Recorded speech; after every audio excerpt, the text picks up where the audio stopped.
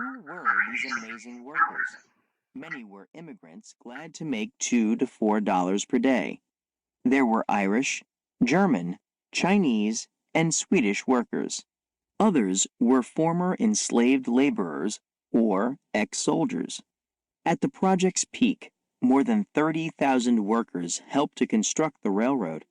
They built tunnels through mountains, laid rail across deserts, and dug through snowstorms, mudslides, and avalanches. Nothing stopped progress. The greatest contribution came from the more than 10,000 Chinese immigrants who worked to finish the railroad. In addition to laying track, they were often trained to use explosives. They used dynamite to blast train tunnels and lay track through the mountains. This was hazardous work. The worker was lowered down the cliff in a basket. He drilled a hole in the rock, inserted explosives, and lit them. Then the worker was quickly pulled back up the cliff before the blast. Chinese workers in traditional clothing excavated the track bed of the Central Pacific Railroad. The price of progress. The progress of the railroad was not celebrated by all. The Plains Indians were opposed to workers laying track across their sacred land. The Sioux, Arapaho, Cheyenne, and other Plains nations had good reason.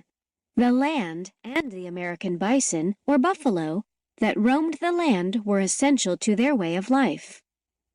The Plains Indians lived by hunting bison and other wild animals. Bison in particular provided the food and clothing the Native American tribes needed. At the time, enormous herds roamed the plains. However, the bison damaged tracks and got in the way of the trains, so railroad workers were ordered to kill them. This was not the only way the railroad was destroying the American Indian way of life. Some settlers were building new towns along the rail lines.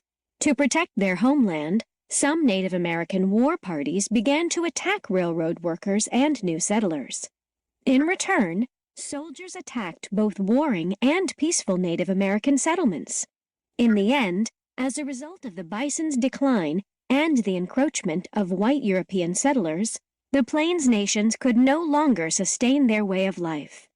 Eventually, they were forced onto reservations by the United States government. Railroads hired sharpshooters to kill as many buffalo as they could.